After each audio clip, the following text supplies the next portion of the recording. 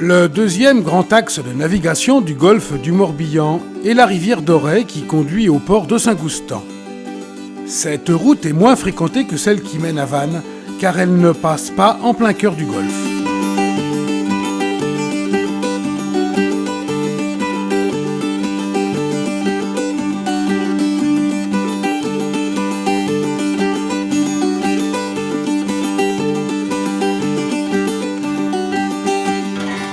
Après avoir passé sur bâbord la petite île de Méaban, nous franchissons le goulet d'entrée du golfe du Morbihan en passant plutôt à gauche, en laissant les tourelles de Baguenir et de Kerpenir sur notre bâbord.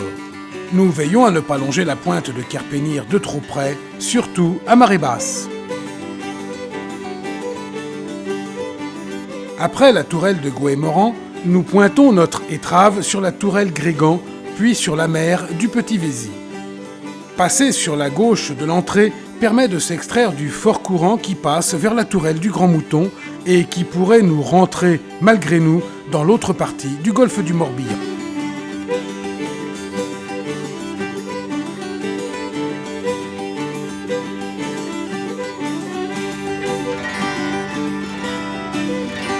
Nous laissons à tribord une série d'îles, le Petit Vézy, avec son amer blanc, le Grand Vézy, reconnaissable par la maison avec des petites tourelles qui dominent la pointe sud. L'île R. Ruineau, également connue sous le nom de l'île Renaud, est entourée d'un grand mur. Attention à ne pas trop s'en approcher. Sa côte ouest est bordée de cailloux qui découvrent rapidement et qui rendent l'approche de l'île délicate.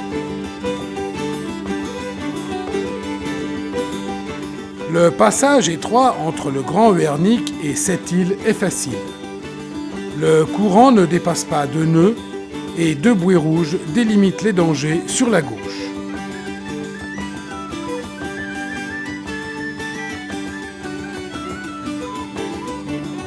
Une grande bâtisse en ruine visible de loin indique la pointe du Blair. La perche verte qui suit est à laisser à tribord. L'amorce du quai est un vestige du début du siècle. Le comte Dillon avait décidé de faire du golfe du Morbihan un port de commerce en eau profonde. Après avoir commencé les travaux à la pointe du Blair, il a finalement été contraint d'abandonner son projet auquel peu de personnes croyaient. De la pointe du Blair, nous faisons route vers la bouée rouge de la pointe de Kervelarec que nous laissons à bâbord et la bouée verte de la basse Catis que nous laissons à tribord.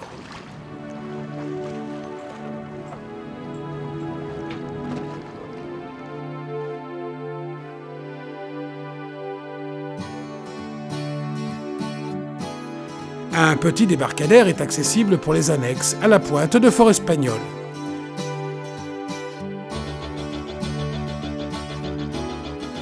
La perche rouge délimite les bancs de vase. En face de la pointe de Fort-Espagnol se trouve un chantier naval équipé d'une grue où hivernent un grand nombre des bateaux de la région.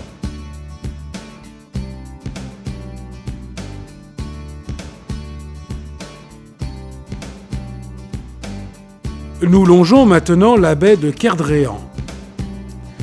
Comme partout dans le golfe, la vitesse des bateaux est limitée. Ici, encore plus qu'ailleurs, il est important de respecter ces limites. Outre le bruit des moteurs qui dérangent la faune, les vagues détruisent les rivages et les murs plus que centenaires qui les bordent.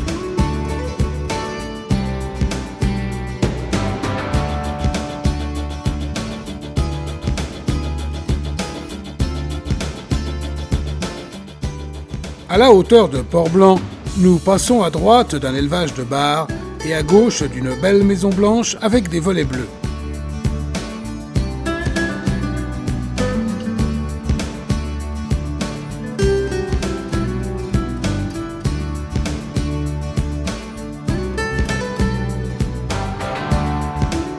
Cette partie de la rivière est profonde et il y a un grand nombre de bateaux au mouillage.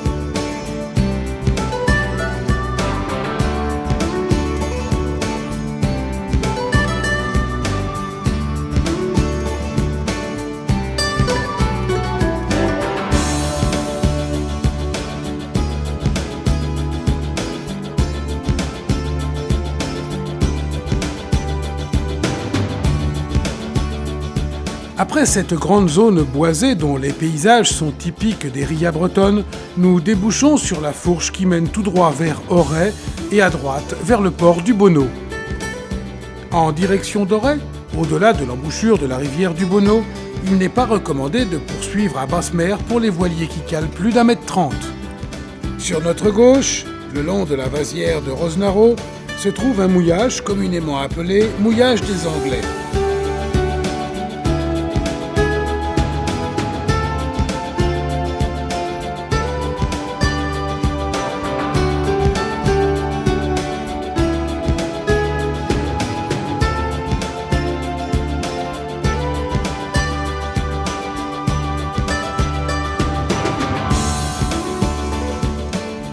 Pour nous rendre au Bonneau, nous passons sous le pont de Kérisper avant de déboucher à côté du très beau petit port.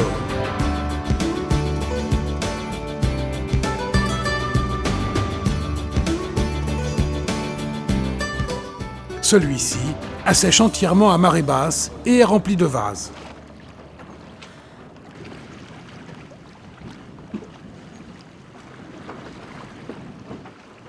Si vous êtes sur un bateau à faible tirant d'eau ou que vous êtes équipé d'une grande annexe, vous pouvez remonter assez loin en amont du vieux pont du Bonneau.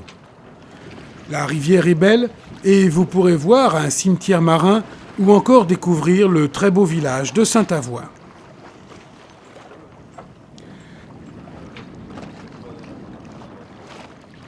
Reprenons notre remontée depuis la fourche et la vasière de Rozenarot.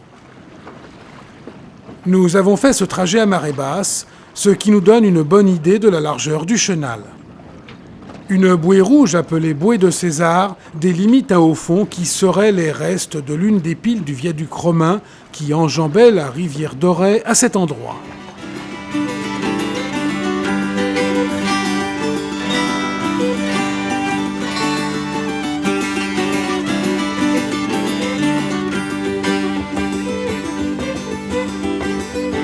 Une perche rouge, à laisser à bâbord, marque la pointe du Plessis. Elle est suivie par une série de perches vertes jusqu'au pont de Kerplouz qui marque l'arrivée au port de Saint-Goustan, le port d'Auray. Le tirant d'air du pont est de 14 mètres à marée haute et de 16,50 mètres à marée basse. Les bateaux sont pour la majorité amarrés par l'avant et par l'arrière sur des bouées.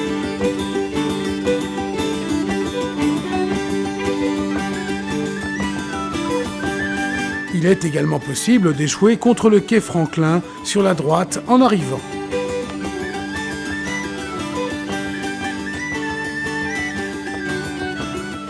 Saint-Goustan était un port très actif jusqu'à la moitié du XXe siècle. Il y a aujourd'hui 170 places pour les bateaux de plaisance, dont 40 pour les plaisanciers de passage. Attention, comme dans les autres ports du golfe du Morbihan, il n'y a aucune possibilité d'acheter de l'essence et du gasoil. Le port de Saint-Goustan est situé dans le centre du vieil Auray, avec ses maisons d'époque qui ont été remarquablement restaurées au cours des 20 dernières années. Saint-Goustan est un des lieux régulièrement fréquentés par les équipes de cinéma en quête de décors représentant un port d'époque.